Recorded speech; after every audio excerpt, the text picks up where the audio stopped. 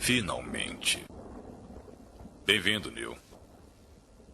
Como você já deduziu, eu sou Morfeu. É uma honra conhecê-lo. Não. A honra é toda minha. Por favor, venha. Sente-se.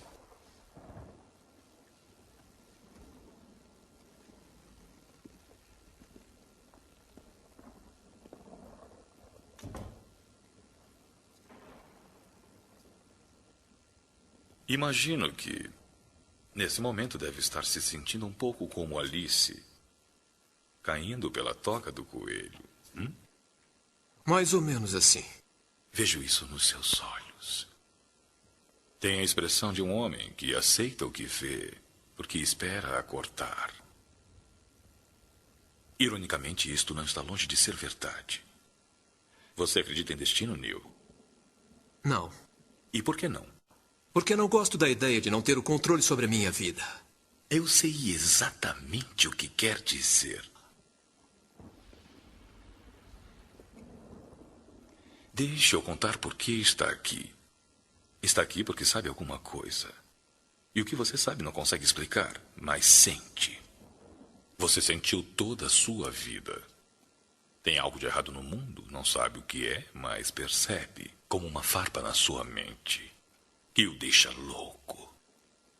Foi isso que trouxe você a mim. Você sabe do que estou falando? A Matrix? Você deseja saber o que é a Matrix?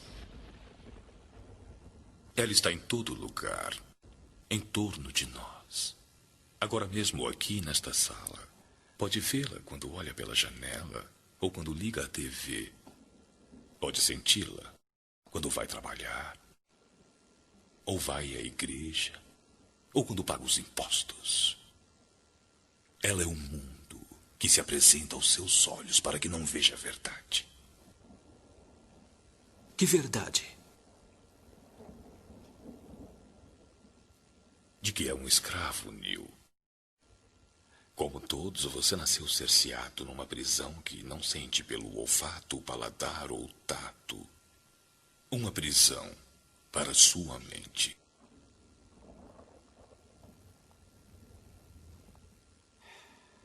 Infelizmente, não se pode contar a ninguém o que é a Matrix. Você tem que ver por si mesmo.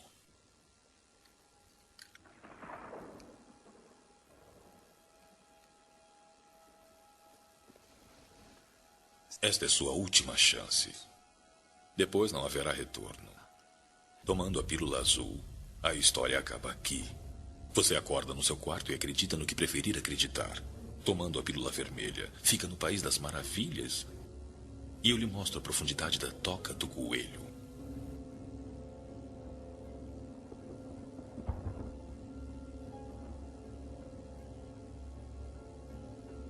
Mas lembre-se, tudo o que ofereço é verdade, mais nada.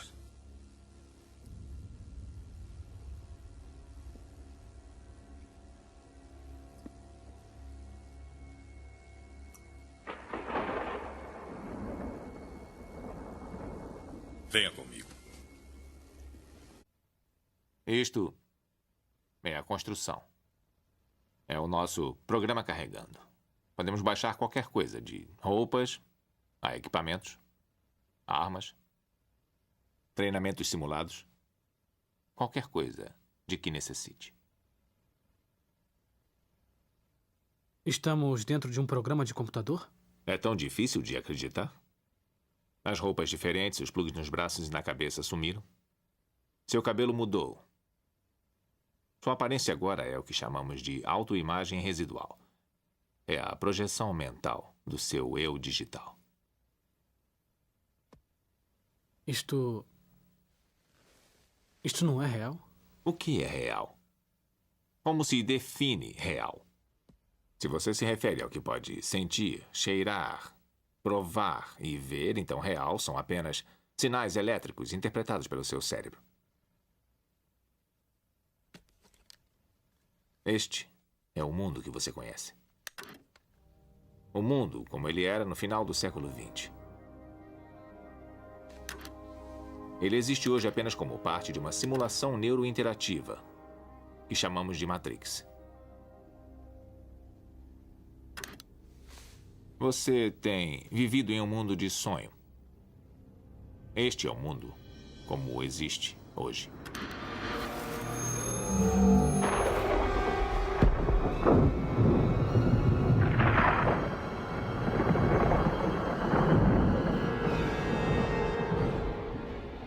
Bem-vindo ao deserto do mundo real. Temos somente pedaços de informação, mas o que sabemos com certeza é que no início do século XXI, toda a humanidade se uniu para celebrar. Nós nos maravilhamos com a nossa própria grandeza quando criamos IA. IA? Inteligência artificial. Uma consciência singular que gerou uma raça inteira de máquinas. Não sabemos quem atacou primeiro, nós ou elas. Mas sabemos que fomos nós que riscamos os céus. Na época, elas dependiam da energia solar e acreditava-se que elas não poderiam sobreviver sem uma fonte de energia tão abundante quanto o Sol. Através da história da humanidade, temos dependido das máquinas para sobreviver. O destino, ao que parece, não existe sem uma certa ironia. O corpo humano gera mais bioeletricidade do que uma bateria de 120 volts e mais de 25 mil BTUs de temperatura corporal. Combinada com uma forma de fusão, as máquinas acharam toda a energia de que precisavam.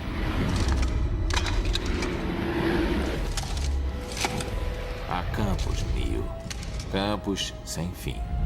Onde nós, seres humanos, não nascemos mais. Somos cultivados.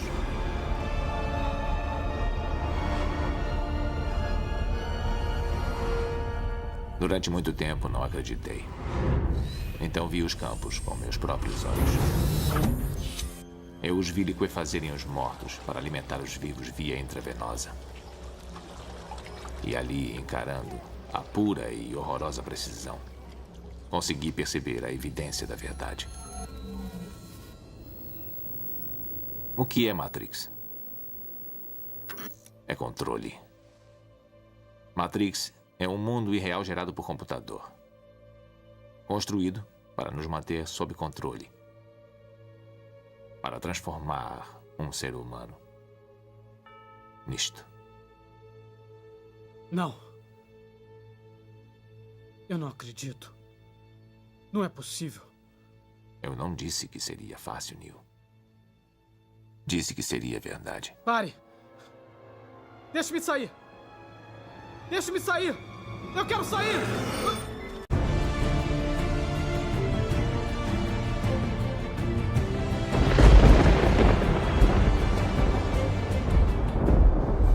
Babilônia. O império que dominou o mundo antigo como centro de comércio, de poder militar, de cultura e religião. O símbolo de riqueza e de opulência, mistério e conspiração, decadência e corrupção. Mas que relevância teria para nós atualmente? E por que o legado da Babilônia continua a nos fascinar? Por que essa fascinação por um império desfeito há muito e por uma cidade destruída?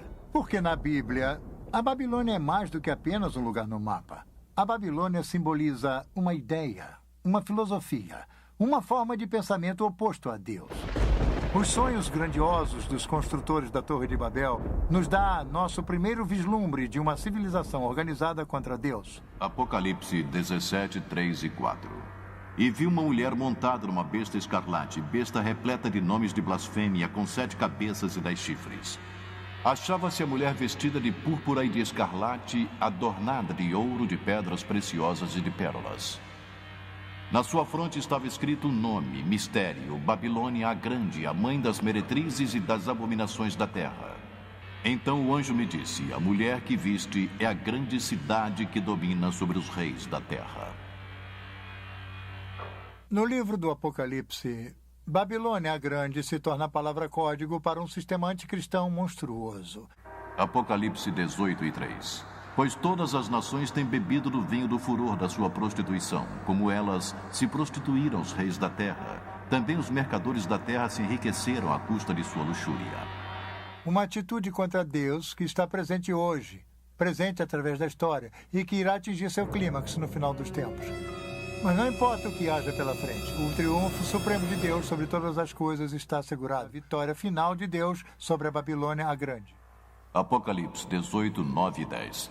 Ora chorarão e se lamentarão sobre ela os reis da terra, que com ela se prostituíram e viveram em luxúria, quando virem a fumaceira do seu incêndio. E conservando-se de longe pelo medo do seu tormento, dizem: ai, ai, tu, grande cidade, Babilônia, tu, poderosa cidade, pois em uma só hora chegou o teu juízo. E sobre ela choram e pranteiam os mercadores da terra, porque já ninguém compra a sua mercadoria. Os mercadores dessas coisas que por meio dela se enriqueceram, conservar-se-ão de longe pelo medo do seu tormento, chorando e pranteando. Então um anjo forte levantou uma pedra como grande pedra de moinho e arrojou-a para dentro do mar, dizendo: assim com ímpeto será arrojada a Babilônia, a grande cidade, e nunca mais será achada. Aquela velha cidade enterrada na planície da Mesopotâmia se tornou símbolo de uma sociedade dominada pela ganância. Uma sociedade que se afastou cada vez mais do conhecimento de Deus. Isso lhe parece familiar? Capítulo 11. Naquele tempo, todos os povos falavam uma língua só. Todos usavam as mesmas palavras. Alguns partiram do Oriente e chegaram a uma planície em Sinar, onde ficaram morando. Um dia disseram uns aos outros: pessoal, vamos fazer tijolos queimados. Assim eles tinham tijolos para construir em vez de pedras e usavam piche em vez de massa de pedreiro. Aí disseram: agora vamos construir uma cidade que tenha uma torre que chegue até o céu. Assim ficaremos famosos e não seremos espalhados pelo mundo inteiro. Então o Senhor desceu para ver a cidade e a torre que aquela gente estava construindo. O Senhor disse: essa gente é um povo só, e todos falam uma só língua. Isso que eles estão fazendo é apenas o começo. Logo serão capazes de fazer o que quiserem. Vamos descer e atrapalhar a língua que eles falam, a fim de que um não entenda o que o outro está dizendo. Assim, o Senhor os espalhou pelo mundo inteiro e eles pararam de construir a cidade. A cidade recebeu o nome de Babel, pois ali o Senhor atrapalhou a língua falada por todos os moradores da terra e dali os espalhou pelo mundo inteiro.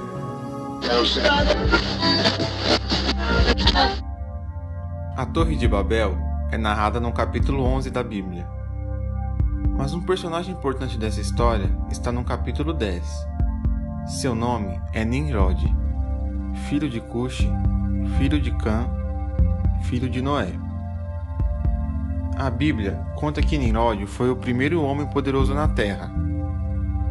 E o princípio do seu reino foi Babel, Ereque, Acade e Calné, na terra de Sinar.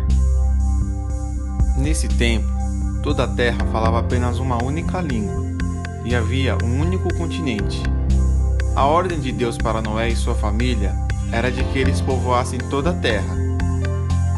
Mas não era o que estava acontecendo com a linhagem de Cã. Eles disseram: edifiquemos nós uma cidade e uma torre, cujo cume toque nos céus, e façamo-nos um nome, para que não sejamos espalhados sobre toda a terra.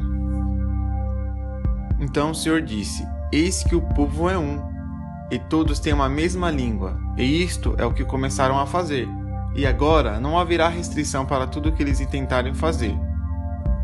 Desçamos e confundamos ali a sua língua, para que não entenda um a língua do outro.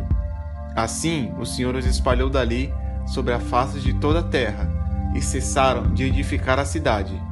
Por isso se chamou o seu nome Babel, porquanto ali confundiu o Senhor a língua de toda a terra, e dali os espalhou o Senhor sobre a face de toda a terra.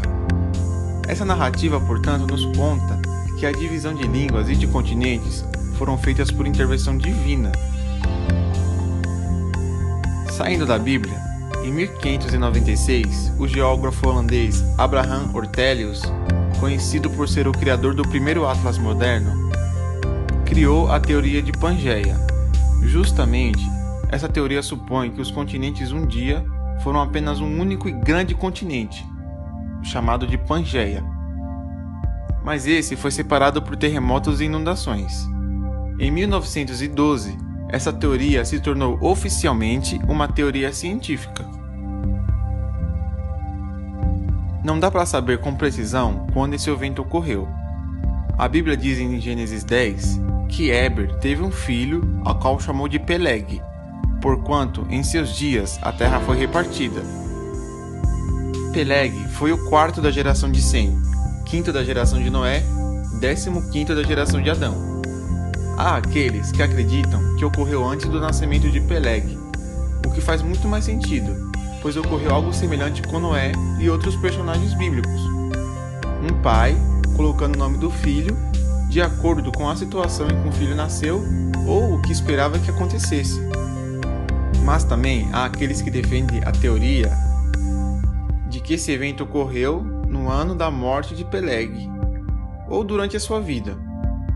Portanto, a Torre de Babel ocorreu aproximadamente entre 100 e 340 anos após o dilúvio, entre os anos Mundi 1756 e 1996.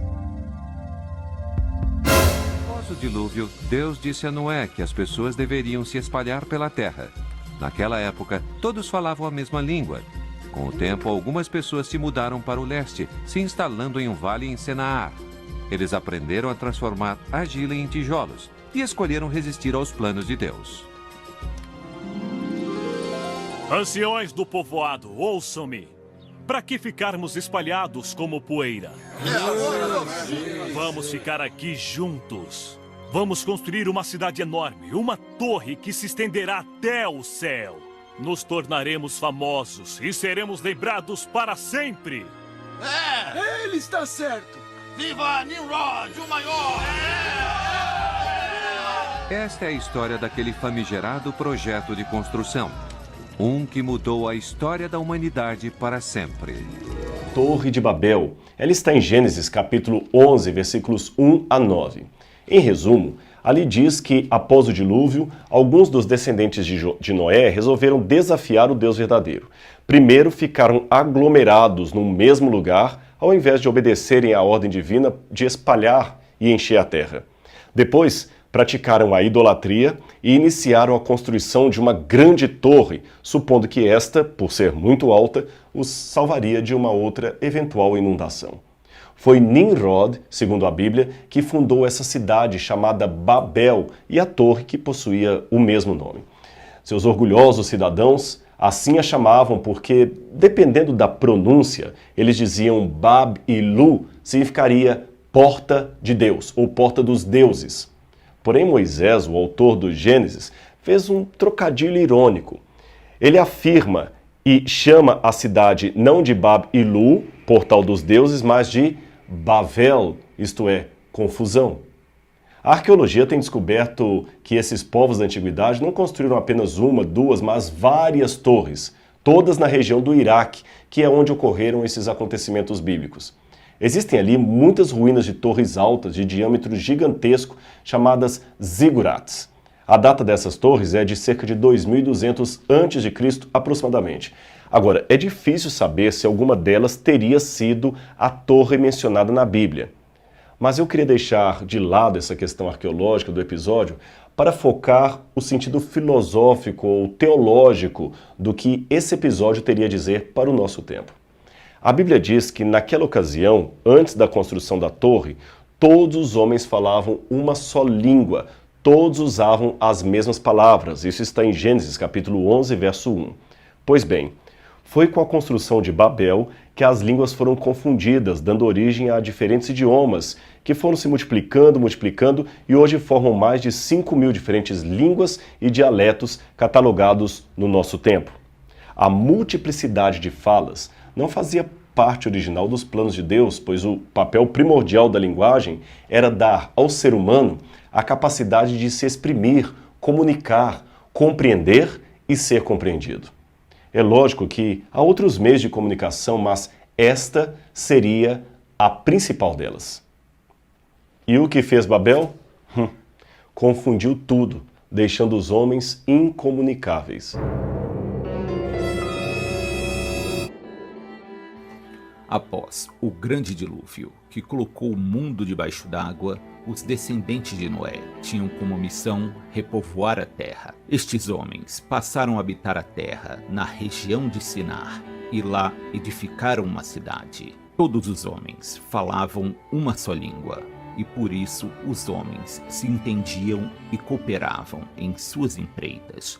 Estes homens começaram a fazer tijolos e assá-los para que se tornassem ainda mais fortes e capazes de resistir ao enorme peso que teriam que suportar, pois estes homens planejavam construir a mais ambiciosa das construções. Eles decidiram construir uma enorme torre que chegaria a tocar o céu.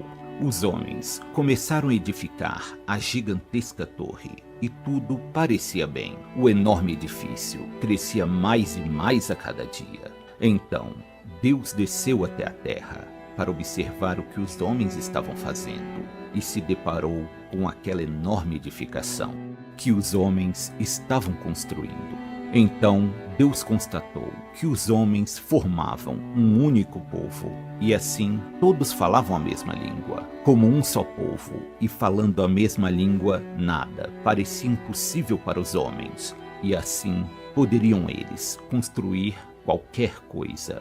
A audácia dos homens, ao tentar alcançar o céu por meio de sua torre, mostrava que a ambição do homem não teria limites. Deus percebe que algo tem que ser feito e decide que a partir daquele momento os homens não falariam mais a mesma língua.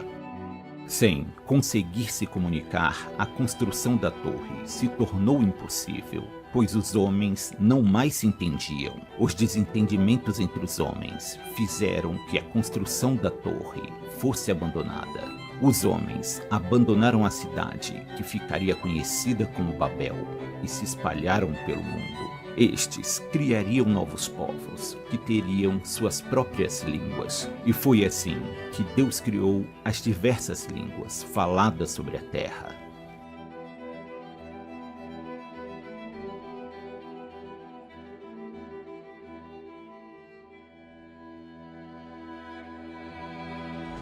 Uma pedra foi encontrada na antiga Babilônia, que hoje é o atual Iraque. E essa peça pode comprovar a existência de uma torre gigantesca construída na região. Mesmo sabendo que precisavam ocupar todas as terras, não queriam se separar. Eles decidiram ir contra a vontade de Deus e construir a sua própria cidade. No centro, haveria uma torre que chegaria ao topo do céu. Sem regras ou qualquer coisa do tipo, essas pessoas estavam dispostas a desprezar a autoridade de Deus. A Torre de Babel é vista pelos mais céticos como uma pura invenção.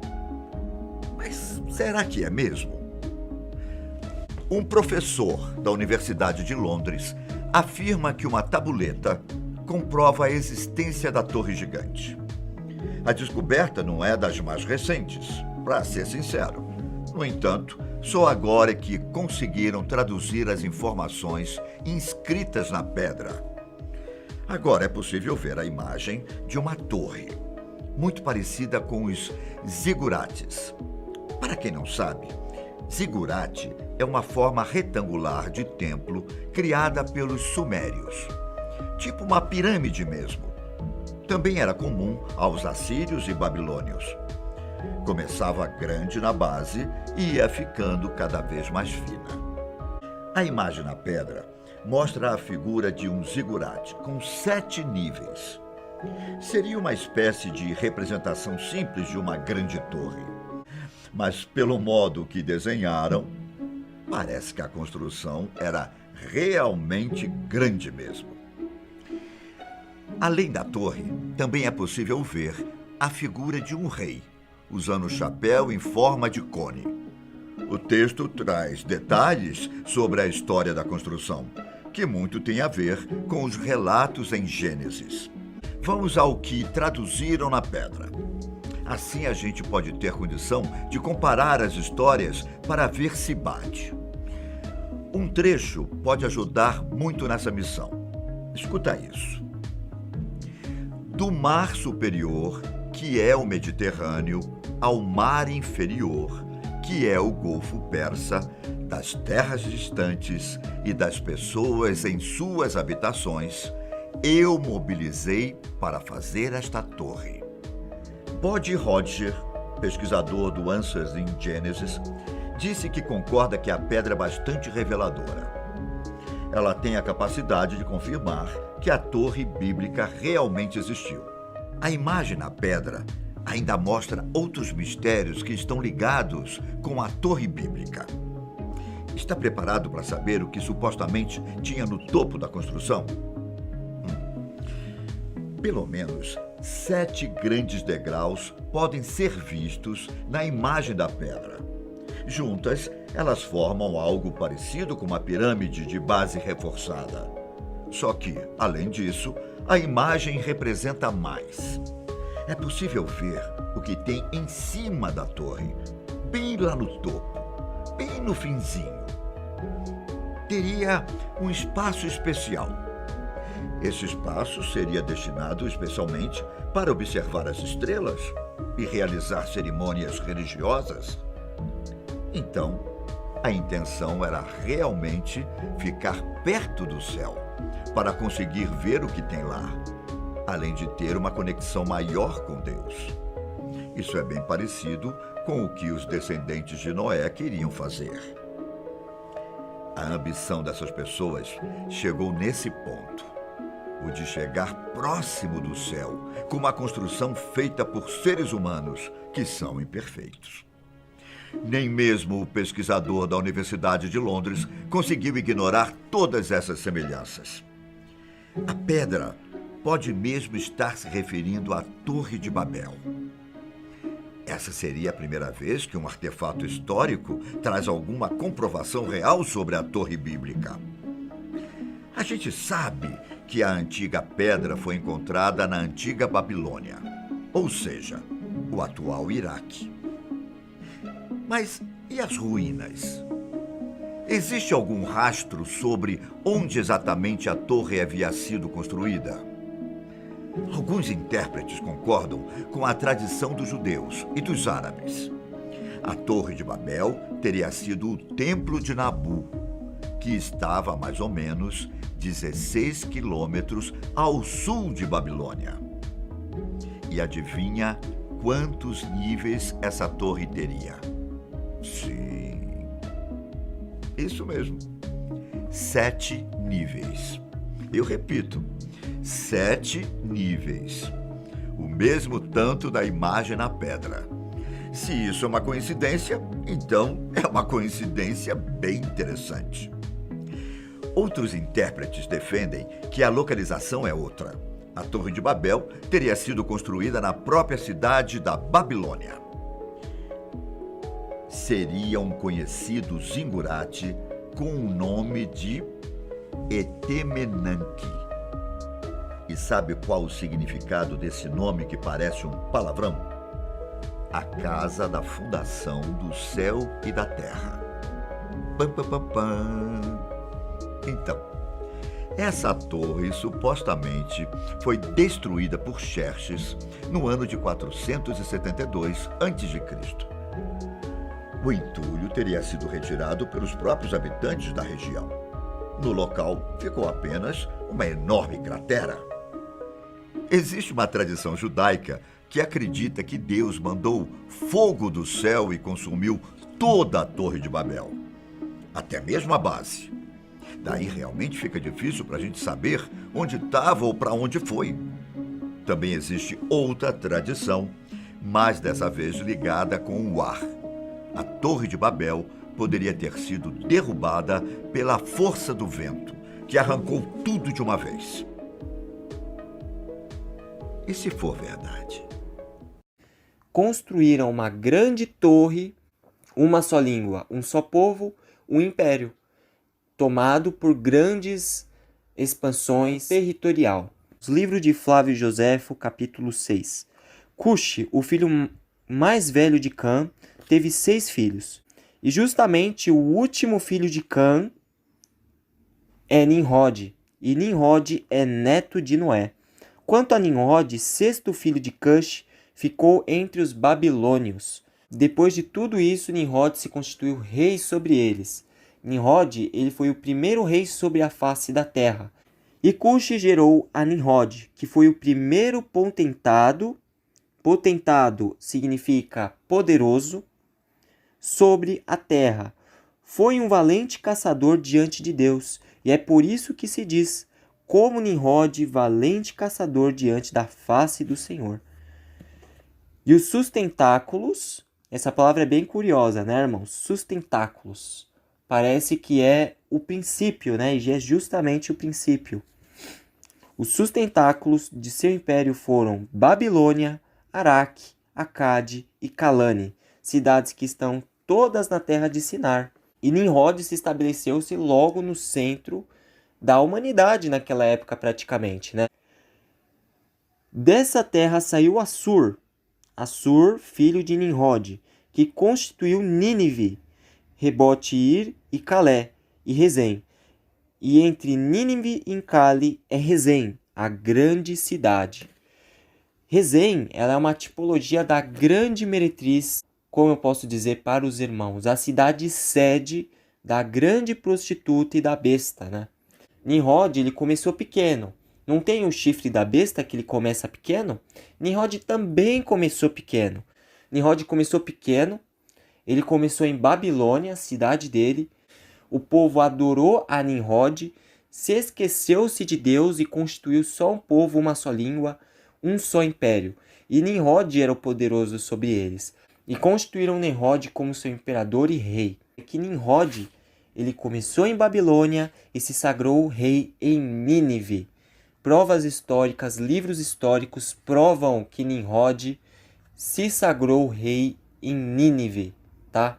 Então ele começou seu império em Babilônia, depois foi expandindo para Araque, Acade e Calé, né? E que Nimrod, ele vai se expandir ainda mais e vai construir a cidade de Nínive, que fica na Síria.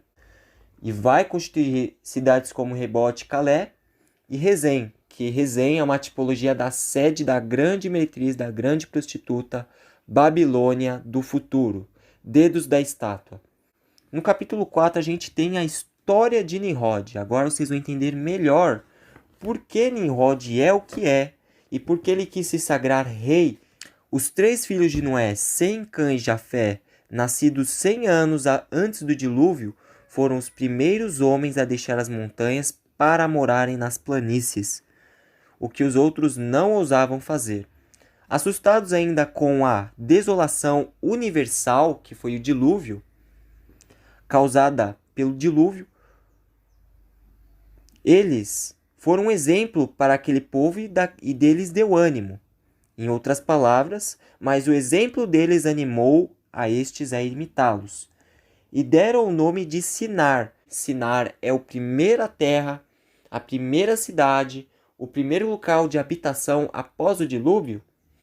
Deus ordenou que mandassem colônias. Colônia, lembrando, é comunidades, é expansões, cidades, tá? Cidades a outros lugares, a fim de que se multiplicassem e, estendendo-se, pudessem cultivar mais terras, colher mais frutos em maior abundância e evitar divergências de outro modo que poderiam se sustentar contra eles. Porém, esses homens rudes e indóceis não obedeceram e pelo seu pecado foram castigados com os males que se sucederam. E Deus, vendo que o seu número crescia sempre, ordenou-lhes segunda vez que formassem novas colônias.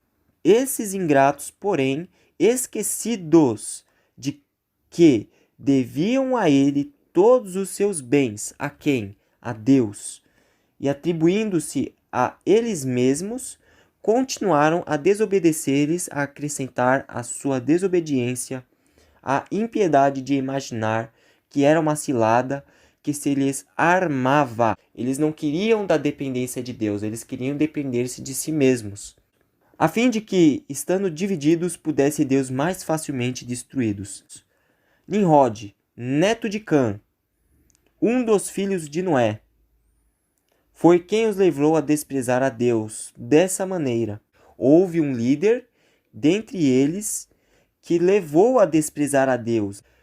Ao mesmo tempo, valente e corajoso, nobre guerreiro, persuadiu-os de que deveriam unicamente ao seu próprio valor, e não a Deus, mas somente a toda a sua boa fortuna.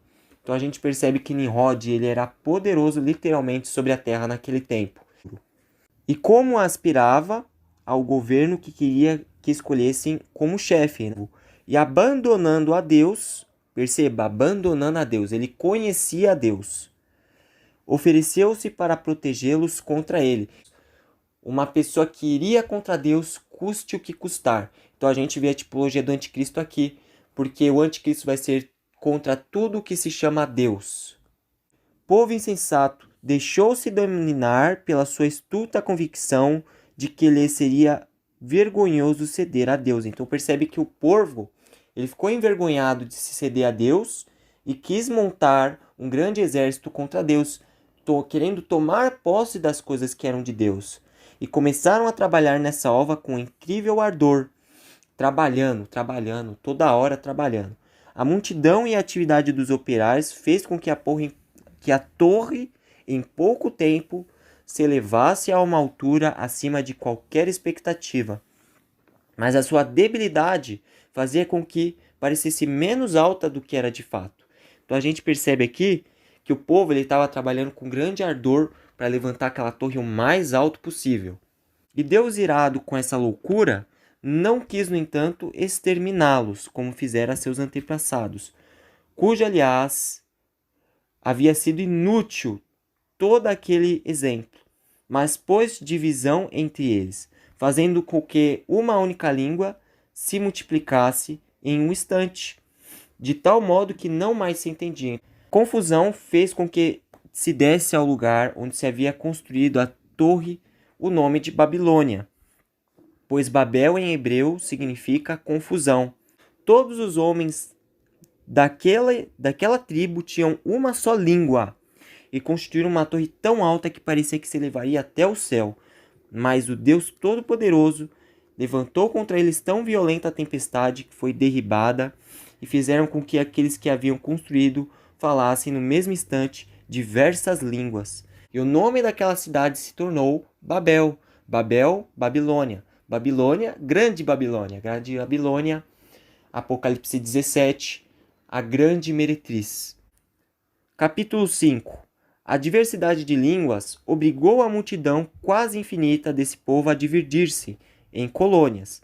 Aí sim eles começaram a obedecer a Deus, por sua própria providência, e os ia levando. Assim, não somente do meio da terra, mas também das margens do mar, também encheram-se de habitantes. Houve mesmo que embarcasse em navios e passasse pelas ilhas. Algumas dessas nações conservam ainda nomes dados por aqueles que lhe deram origens. Outras mudaram. Por fim, em vez dos nomes bárbaros que possuíam, receberam nomes do que eram do agrado daqueles que neles vinham a se estabelecer. E os gregos foram os principais autores dessa mudança, pois, havendo-se tornado senhores de todos esses países, davam-lhe nomes e, como bem desejavam, impunhavam leis aos povos conquistados, usurpando, assim, a glória de se passar por seus fundadores. Por séculos, céticos desafiaram a precisão da Bíblia quanto à Torre de Babel, pois acreditavam que a terra de Senaar, como mencionada na Bíblia, nunca existiu. Para entender melhor esse ponto, pedimos ao professor David C. Dowell, perito em Velho Testamento, que explicasse. Estudiosos da Bíblia questionaram a localização e mesmo a existência da terra de Senaar. Eles sabiam que a Babilônia existiu, por testemunho de antigos historiadores tais como Heródoto e Estrabo, que afirmam terem visto a grande cidade. Mas não tinham provas, fora a Bíblia, que a área perto de Babilônia fosse chamada de Terra de Senaar. Então, no início do século passado, arqueólogos acharam milhares de tabuletas cuneiformes como essa. Nessas tabuletas do Egito, Síria e reinos hitita e urriano, o nome Senaar consta em várias passagens. Todos os historiadores da antiguidade, inclusive Alexandre o Grande, escreveram sobre terem visto as ruínas da Torre de Babel.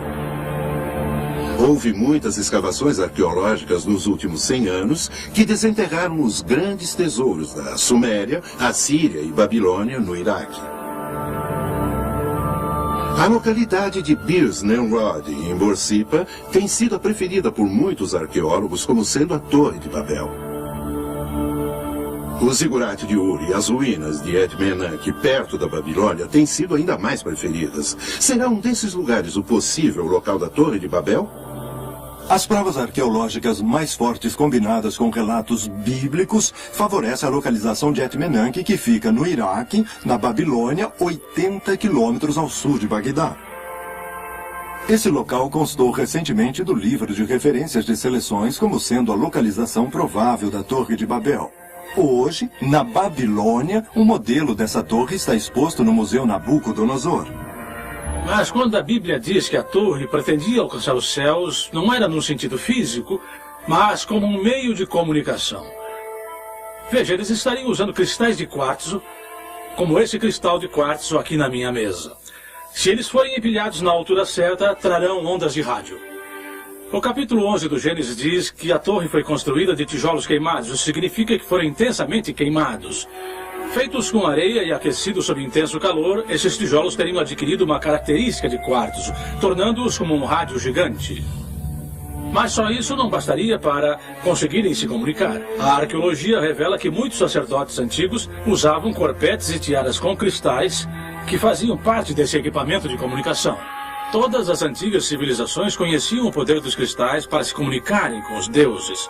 A palavra hebraica Bene Elohim significa sempre anjos, seres sobrenaturais, e não astronautas ou homens do espaço. Tanto o Velho quanto o Novo Testamento confirmam que esses anjos caídos coabitavam com as mulheres na terra, as quais deram à luz aos Néfilim, os caídos, os nascidos na terra. Foi essa contaminação da humanidade que causou o dilúvio de Noé. Todas essas ideias e teorias estranhas surgiram da falha em compreender a integridade da Bíblia como um todo. A Bíblia diz que Deus decidiu que a torre não deveria continuar em pé e que as pessoas tinham que se separar e se dispersar sobre a terra. Posso demonstrar facilmente que é teoricamente possível todas as raças no mundo atual terem se desenvolvido em uma única geração após a Torre de Babel. Isso se chama tabela de Prunit. A tabela de Prunit é usada por biólogos para prever a distribuição de informação genética. Nesse caso, podemos produzir todas as possibilidades de peles raciais, incluindo os negros negros e os brancos brancos, possivelmente em uma geração. Deus pode ter confundido seletivamente as línguas das pessoas, dando a indivíduos particulares a mesma língua. Ao fazer isso, ele poderia facilmente ter direcionado os pareamentos genéticos que resultaram nas distintas raças que povoaram várias partes da Terra. A controvérsia da história da Torre de Babel se centraliza em uma única questão. Podem todas as raças e variações de línguas terem vindo de uma fonte comum? Teoricamente, agora parece bem possível. É conhecido na antropologia que o crescimento da população mundial no mundo antigo começou aqui, no Oriente Próximo, principalmente entre o Mar Negro e o Mar Cáspio. O interessante é que temos um documento no livro do Gênesis que descreve esse antigo processo como tendo iniciado bem aqui, ao redor e na própria Torre de Babel. E é claro, isso é exatamente o que a antropologia moderna reconhece a partir da evidência. Deus confundiu suas línguas e eles foram espalhados pelo mundo. E pode-se ver no mundo todo a prova de que os antigos do passado reconstruíram aquilo que estavam fazendo em Babel. O padrão do zigurate construído na antiga área da Suméria, onde a Torre de Babel foi construída, pode ser literalmente encontrado no mundo todo. Algumas pirâmides de zigurates são idênticos e são encontrados na América do Sul, na América Central, no Camboja, na Indonésia e na Índia. No mundo todo há evidências de zigurates e torres associados a locais religiosos, comunicando-se com a dimensão espiritual. Considerando os dados científicos que apoiam as origens das raças e variações de línguas, os fatos pesam muito a favor da Bíblia. Lembre-se, a terra de Senaar, descrita na Bíblia, foi considerada um mito, até que pesquisas sérias logo antes da virada do século XX desvendou, justificando inteiramente a Bíblia. Se as ruínas em Etmenanque são o que parecem ser, então eram a legendária Torre de Babel, exatamente como as escrituras afirmam. O fim da história da Torre de Babel ainda não foi desvendado. Mesmo hoje, mais um capítulo está acontecendo. Quando Nabucodonosor ainda reinava na Babilônia há 2.500 anos, deixou seu legado para futuros reis, inscrito em tabuletos cuneiformes, para que reparassem e reconstruíssem seus templos e palácios. De acordo com alguns estudiosos de profecias da Bíblia, a mais poderosa e perversa cidade do mundo antigo seria reconstruída novamente. O uso das imagens de Semíramis segurando uma criança foi difundido, chegando à Fenícia. A partir de lá, conquistou toda a terra. No Egito foram conhecidos como Ísis e Horus. No panteão egípcio são Osíris e Ísis. Na Grécia como Afrodite e Eros. Tammuz também é representado como Adonis, na Itália como Vênus e Cupido, todo o sistema religioso e pagão da Babilônia. Tammuz é chamado de Baal, Dagon, deus peixe e guardião da ponte. Nimrod foi a primeira tentativa de Satanás de formar um ditador mundial. Ele foi o primeiro tipo anticristo. Ele fundou um reino em oposição ao reino do Criador e chefiou a construção de uma torre chamada Babel para adoração dos astros e de uma cidade Babilônia onde se originou todo o sistema anti-Deus. Todas as religiões falsas do mundo têm a sua origem em Babilônia. Nos episódios anteriores de Ancestrais, vimos como a arqueologia do Oriente Médio apresenta a memória de personagens, deuses e heróis que nos levam até Nimrod, o personagem bíblico em Gênesis 10 e 11, responsável pela edificação de uma torre e um império em Babel. Descendente de Cã e Cuxi, ele implantou um governo de rebelião contra o Criador, provavelmente apoderando-se da profecia messiânica de Gênesis 3, verso 15. Com suas habilidades de caçador, guerreiro e líder, Nimrod se autoproclamou como um tipo de salvador semidivino e dominou pela força as cidades do Vale do Tigre e do Eufrates. O fim do projeto em Babel deu origem aos povos, às lendas dos deuses solares ou da tempestade e dos heróis e semideuses da mitologia antiga. Mas como Nimrod conseguiu o apoio para seu governo de tirania, veremos agora, mas antes, participe deixando sua curtida, inscrevendo-se nesse canal e compartilhando os vídeos. Ancestrais é uma série do canal Observatório 7, do qual você encontra nas descrições os links para assistir os episódios anteriores e a bibliografia de pesquisa. Em especial, assista os episódios Em Busca do Nimrod Histórico e Nimrod, Ninurta e Gilgamesh, Nascimento dos Heróis, para compreender este episódio, que é uma continuação destes anteriores. Veja também uma análise de cada uma das linhagens dos filhos de Noé e as nações que eles formaram.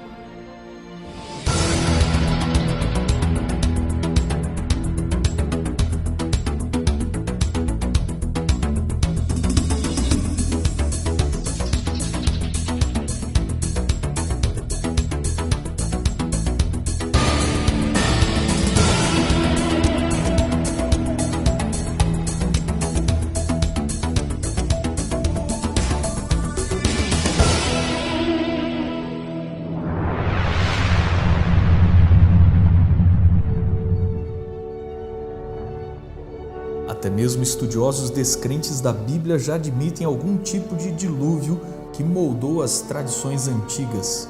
Observando o relato bíblico, a vida após o dilúvio não deve ter sido nada fácil. Imagine como seria começar tudo de novo. Não há casas, não há cidades, muita tecnologia foi perdida ou esquecida e ferramentas precisam ser reconstruídas. Como náufragos, eles haviam voltado à Idade da Pedra. Animais selvagens perigosos, plantio com estações do ano desconhecidas e clima em constante modificações abruptas. Pense em como era conviver entre 8 pessoas num mundo em que a fome era uma nova ameaça e todos tinham que arriscar a vida caçando. Então nasceram os primeiros netos de Noé, Gomer, Cuxi, Arfaxade, Assur e todos os outros. Crianças demandam novas necessidades. De início, os sobreviventes viveram próximos às montanhas, depois desceram aos vales, mas é provável que as grandes transformações geológicas nas acomodações continentais após o dilúvio produziram rápidas transformações climáticas, enquanto a necessidade de caça levou os primeiros exploradores a descobrir novas terras. A maior parte da população cresceu e seguiram os rios Tigre e Eufrates até o vale de Sinear, onde encontraram um quente e fértil local que produzia seus grãos comestíveis. E das famílias e grupos que foram para esta região, surgiram as vilas e as primeiras cidades. Gênesis 10 e 11 demonstra claramente que haviam 2 grupos, os nômades, que são chamados de hebreus, e os sedentários, que estão sob o comando de Nimrod. Eles ouviam as histórias dos seus pais e avós sobre uma terra idílica anterior ao dilúvio, mas o novo mundo onde viviam estava cheio de penhascos, pântanos, desertos, informação e grandes geleiras. Como eles reagiram à fúria dos elementos? Imagine você, as pessoas que você conhece, vivendo em tais condições. Será que todos eles manteriam plena confiança em Deus?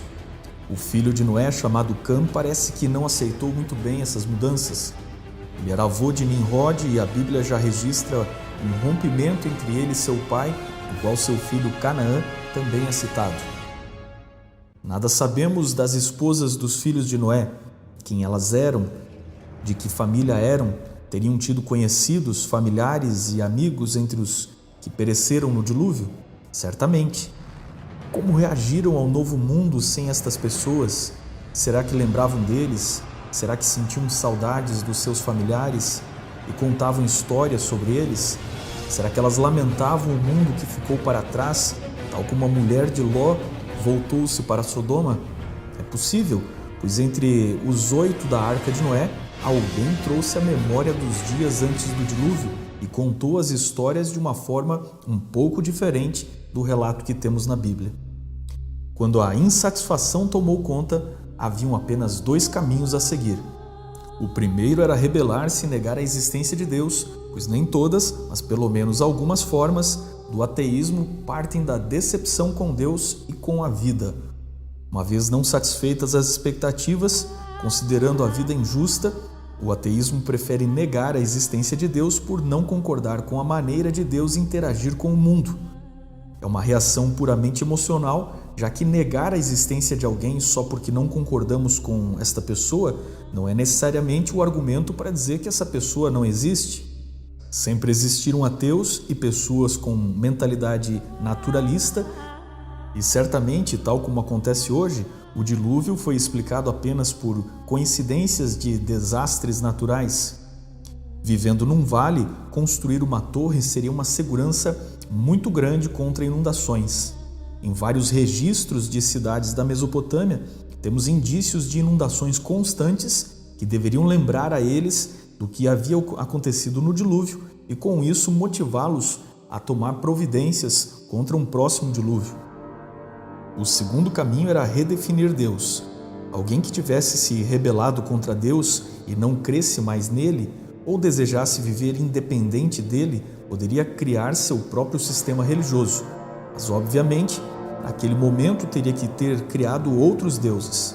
O historiador judeu Flávio Joséfo, do 1º século depois de Cristo, diz que Nimrod se rebelou contra Deus, acusando o seu governo de tirania e prometeu vingar os seus antepassados que haviam perecido no dilúvio. É esse detalhe de Joséfo que faz de Nimrod o provável candidato a pai da idolatria. Para o povo em geral e para aqueles que tinham o testemunho dos descendentes dos sobreviventes do dilúvio, Nimrod não precisava ter negado a existência de Deus. Bastava apresentá-lo como um juiz tirano que matou a humanidade sem piedade e afastou-se dos assuntos terrestres. Esta possibilidade é corroborada pelo estudo da antropologia comparada. Em geral, as culturas ancestrais de todo o mundo registram culto a um Deus celestial e criador. Este fenômeno é registrado pelo eminente antropólogo Mircea Eliade, que chamou isso de o Deus esquecido, que é deixado de lado por ser descrito como o criador distante, insondável, afastado, para serem cultuados espíritos mais próximos e familiares à tribo. Recomendamos a leitura do livro Tratado de História das Religiões, de Mircea Eliade, capítulo O Céu, Deuses Uranianos, Ritos e Símbolos Celestes. Mas se o estudioso das religiões e mitos conhecer a Bíblia, notará que existem padrões interessantes nas mitologias que parecem recontar certas histórias do texto bíblico. Além dos tradicionais mitos da criação, além do jardim, da tentação e queda, além do dilúvio, que vemos em lendas de todos os povos, parece que deuses pagãos lembram certos personagens dos 11 primeiros capítulos de Gênesis, descritos como homens famosos. Eles seriam os ancestrais citados por Joséfo, que Nimrod se propôs a vingar, e ele pode ter estabelecido culto às suas memórias. Há um padrão em todos os panteões do paganismo, em especial no Oriente Médio e Grécia, há uma equivalência entre os deuses e esta equivalência vale para certos personagens bíblicos, em especial os descendentes de Caim, descritos em Gênesis capítulo 4. Vulcano, Hefesto, Ptah são deuses dos artesãos e ferreiros nas culturas antigas, equivalentes a Tubal-Caim de Gênesis, o criador do trabalho com metais, o primeiro grande cientista e artesão descrito na história. Naamá, a irmã de Tubal-Caim no livro de Gênesis, é o nome que significa a bela e equivale às deusas Inanna na Suméria, Ishtar, Hathor, Afrodite e outras formas da divindade feminina do amor e da sexualidade. Jubal, em Gênesis 4, o inventor dos instrumentos musicais, encontra seu equivalente em Utu, Apolo e Atom, deuses solares ou deuses da lei ou das artes.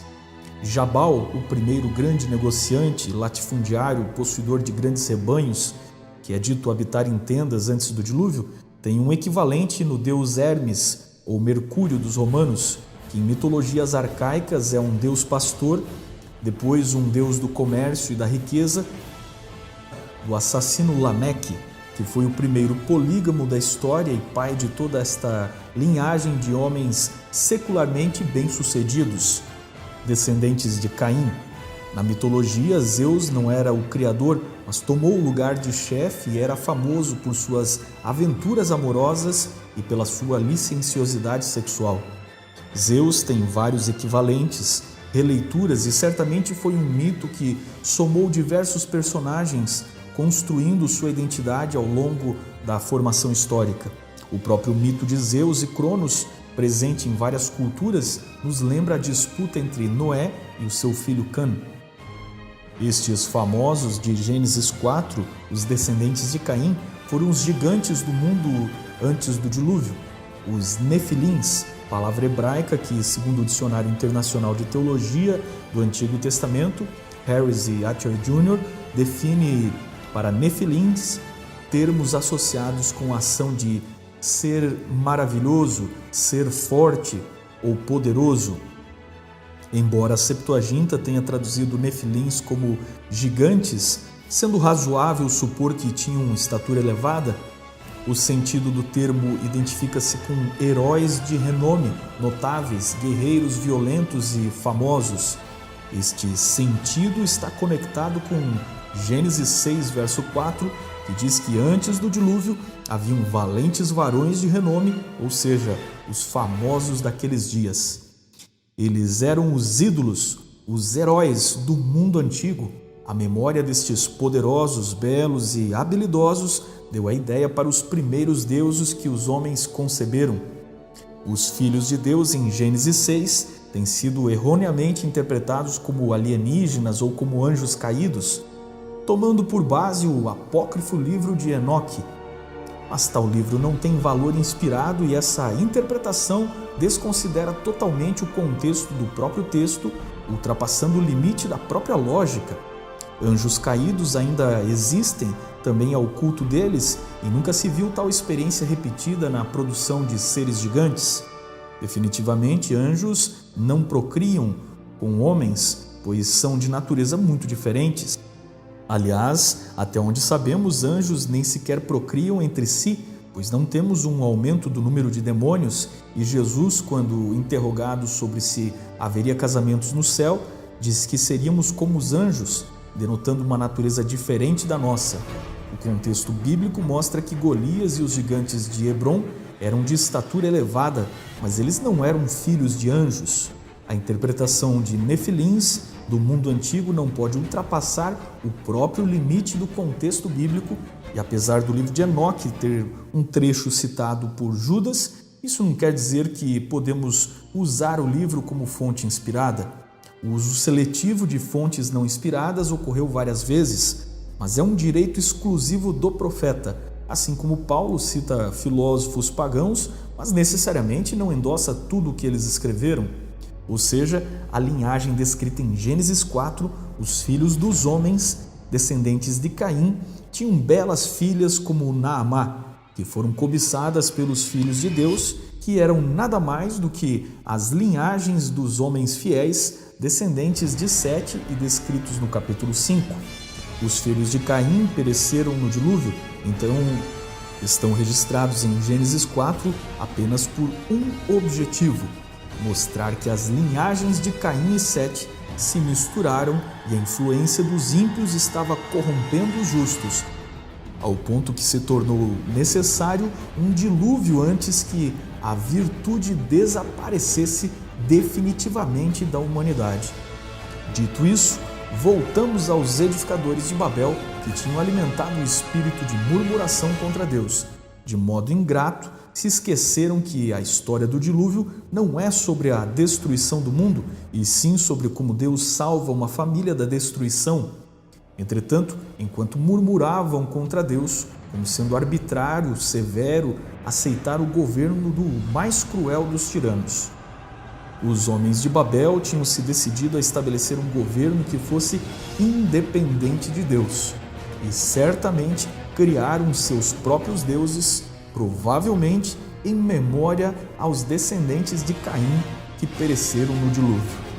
Então Nimrod pode ter apresentado-se como um salvador, um grande caçador que os livrava das ameaças selvagens e que os reuniu em um império. Sabemos que a pré-história da Suméria, Uruk, a cidade de Nimrod e do mítico Gilgamesh, dominou o primeiro período até a Era Histórica. Inúmeras cenas de caçadas estão retratadas com heróis dominando as feras que ameaçavam a população e os rebanhos. Tudo combina com um quadro pré-histórico pintado por Gênesis. Segundo a narrativa da lista dos reis sumérios, a realeza desceu do céu primeiro em Kish, cidade dos filhos de Cush, o ancestral de Nimrod. Sabemos também que Uruk cresceu comercialmente e militarmente, e ali praticava-se o culto à deusa Inanna, que também foi cultuada em Nínive e em Nippur. Tudo isso nos dá a ideia de como o personagem pode ter evoluído até se tornar um soberano pré-histórico da Mesopotâmia. Nimrod pode ter estabelecido uma religião cultuando os valentes varões de renome do passado descritos em Gênesis capítulo 4 como os filhos de Caim. É possível até que uma das esposas dos sobreviventes da Arca de Noé fosse descendente de um deles. Não sabemos, mas sabemos que Nimrod, ou talvez seu pai, ou ainda seu avô, podem ter dado origem ao culto aos mortos, ou à crença na vida após a morte, o que abriu caminho para idolatrar a memória dos seus ancestrais e tentar invocar o espírito destes. Com novos deuses mais próximos do que o amedrontador deus do dilúvio, Nimrod instituiu um novo império, onde ele agiu como rei sacerdote, dominando os homens e mediando entre eles e os céus.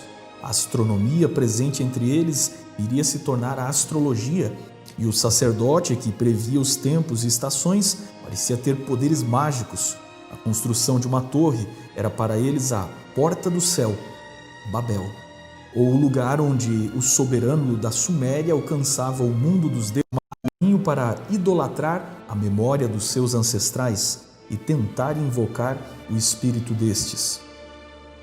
Com novos deuses mais próximos do que o amedrontador deus do dilúvio, Nimrod instituiu um novo império, onde ele agiu como rei sacerdote, dominando os homens e mediando entre eles e os céus.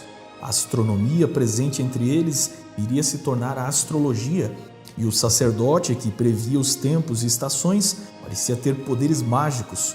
A construção de uma torre era para eles a porta do céu, Babel, ou o lugar onde o soberano da Suméria alcançava o mundo dos deuses. De fato, um estudo futuro pode mostrar através da ciência da arqueoastronomia de que as constelações surgiram em Babilônia e eram representações de seus deuses e mitos, mas mesmo estes podem representar personagens ainda anteriores. Joséfo menciona que a astronomia era uma ciência criada por Sete e Enoque. Nimrod pode ter se aproveitado e recriado a religião de acordo com a sua rebeldia, pois ninguém falsifica notas de $3. Só se falsifica algo que existe e pode realmente convencer as pessoas. Vejamos como a arqueologia nos dá pistas de como Nimrod pode ter convencido o povo a unir-se a esta nova rebelião. Um selo cilíndrico achado na cidade sumeriana de Lagash apresenta um casal que seria o rei Gudea e sua esposa, mas também nos lembra Adão e Eva conduzidos ao trono do deus Anu ou Enki.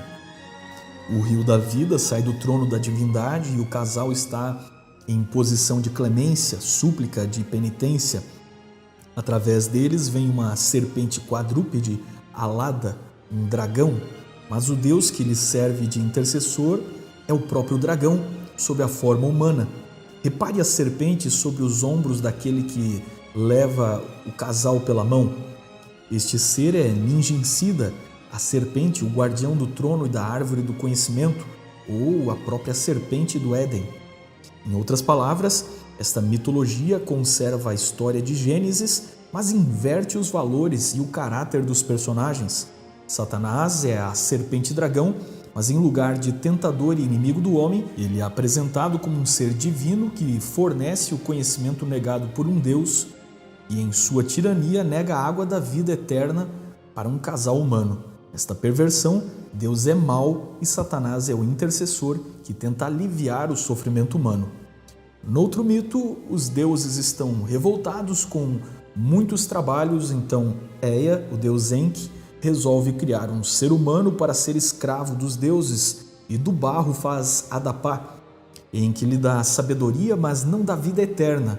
Então Anu, o deus celestial, resolve tentar ou ser o tentador de Adapá para lhe dar a vida eterna. No mito de Adapá, o nosso Adão sumeriano, ele é o sacerdote de Eridu, nome semelhante a Éden, e cultua o deus Ea ou Enki. Certo dia, enquanto pescava, o vento sul provoca um naufrágio de seu barco e, irritado, Adapá corta as asas do vento. O deus Anu a divindade celestial, manda chamar Adapá, mas Ea, o seu protetor, lhe adverte a não experimentar qualquer coisa que Anu vai lhe dar para comer. Mais tarde descobre que foi privado da comida que lhe daria a vida eterna. E só é possível revoltar-se caso o Criador fosse assim descrito como nestes mitos. Nelas, o Criador é sempre um tirano, cruel, distante e escravizador do homem. No épico de Atrahasis, o deus Enlil não pode dormir por causa do barulho dos homens, então decide inundar o mundo antes que ele envie o dilúvio. O deus Ea, Enki, avisa Atrahasis que entra numa arca com animais e pessoas. Após o dilúvio, Atrahasis oferece sacrifícios aos deuses e estes descem como moscas, sentindo o cheiro da carne assada, para alimentar-se do sacrifício. Nessa versão do dilúvio, Deus é mostrado como um impaciente soberano e, por motivo fútil, o seu sono perturbado, resolve destruir todos os que o incomodaram. Estes são alguns dos exemplos de como Nimrod perverteu a religião e como Deus passou a ser visto como um tirano, e assim os ídolos foram escolhidos em lugar dele. É verdade que ainda não temos todas as respostas e certezas, mas temos precedentes. Nossa história está cheia de líderes messiânicos, desde os dias dos faraós até a era moderna, repleta de personalidades que atuaram nas frustrações das pessoas e souberam aproveitar o momento de caos para se fazerem de salvadores. Tais líderes foram capazes de convencer homens simples ou esclarecidos a fazerem desde as mais custosas obras até as mais absurdas monstruosidades e crimes de guerra. Muitas vezes, esses objetivos foram movidos por ídolos, poder, dinheiro, e já que a história costuma se repetir, não é difícil que o passado pré-histórico tenha sido como o presente. Podemos chegar às seguintes conclusões. Número 1. Nimrod é uma figura real, pré-histórica, e pela força tomou o poder das cidades da Mesopotâmia. Número 2. Para unificar seu reino, ele se utilizou da máquina religiosa, possivelmente se apresentando como um Messias, instituindo novos deuses em memória dos ancestrais que pereceram no dilúvio. Número 3. Nimrod construiu Babel para centralizar e promover o novo culto, onde ele era o sacerdote mediador entre os deuses e os homens. Número 4. O culto ao Criador foi abandonado ao considerá-lo um Deus distante, cruel, e iniciou-se o culto aos ancestrais com base na crença da vida após a morte. Número 5. O trágico fim do projeto de Babel espalhou os povos, mas a memória de Nimrod e seus deuses prevaleceu nos mitos e lendas do mundo inteiro. Número 6. O modelo administrativo de Nimrod é o velho modelo da globalização, onde se tem um só povo, um só Deus, uma só religião e um Estado controlador unido ao poder religioso. Número 7. A maneira de conseguir o apoio popular foi e é através da construção de heróis populistas, ícones, ídolos e famosos que influenciam as massas dizendo a elas o que elas querem ouvir. Nimrod já morreu, mas as suas técnicas continuam vivas até hoje.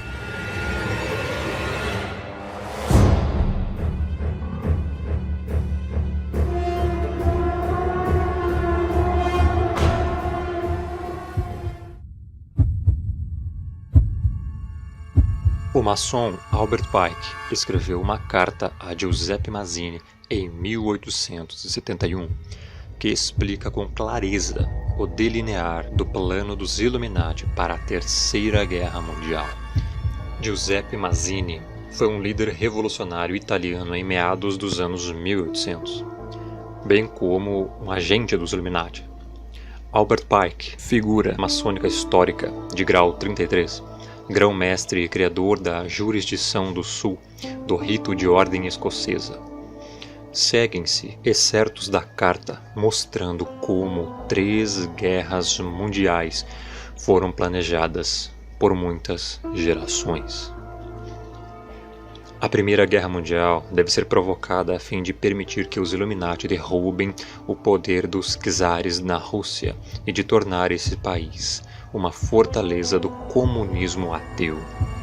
As divergências causadas pelos agentes dos Illuminati entre os impérios britânico e germânicos serão utilizadas para fomentar essa guerra.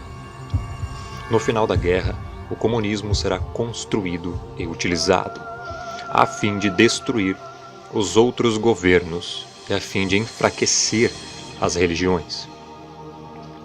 A Segunda Guerra Mundial deve ser fomentada tirando partido das diferenças entre os fascistas e os sionistas políticos.